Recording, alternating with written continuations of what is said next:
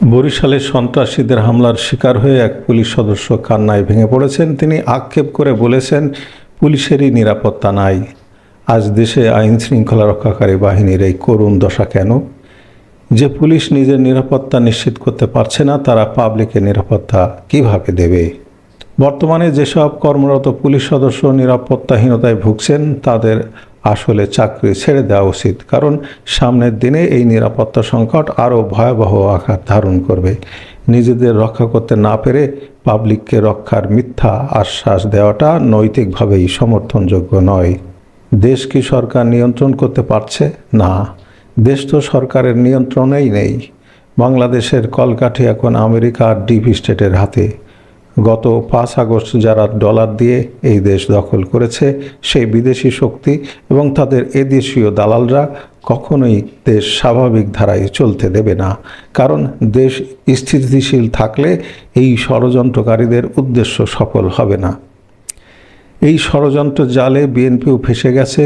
যতদিন তারা দেশের মব শাসন এবং জঙ্গিবাদী তৎপরতা অবাধে চলতে দেবে, ততদিনই হয়তো ক্ষমতায় থাকতে পারবে। না হলে জামাত, তাদের জঙ্গি বাহিনী এবং বিদেশি প্রভুর দালালরা পুরোপুরি ক্ষমতা দখল করে নেবে, আর তারপর বিএনপিকেই দেশ থেকে বিতাড়িত করা হবে। গত 9 জুলাই ভোরে ঢাকার যাত্রাবাড়ির মিনি কক্সবাজার এলাকা থেকে উগ্রবাদী সন্দেহে 6 জনকে গ্রেপ্তার করা হয়। এরা খুলনা ভিত্তিক ফাতা কমব্যাট সিস্টেম বা FCS নামের একটি মার্শাল আর্ট সেন্টারের সাথে যুক্ত। কিন্তু সত্যটা কি জানেন? এরাও কিছুদিন পর হয়তো মুক্ত হয়ে যাবে, ঠিক যেমন জেল থেকে 3 শতাধিক জঙ্গিকে ছেড়ে দেওয়া হয়েছে।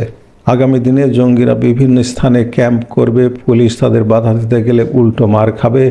তারা অস্ত্র চালাবে আর পুলিশ লাঠি তুলতেও ভয় পাবে।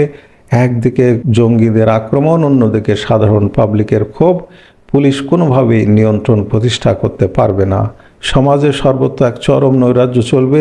তাই আদর্শিক রাষ্ট্রের প্রতি যেসব পুলিশের এখনও আস্থা আছে, তাদের এই চাকরি ছেড়ে বেরিয়ে আসতে হবে এবং একটি নতুন বৈপ্লবিক পরিস্থিতির জন্য প্রস্তুত হতে হবে।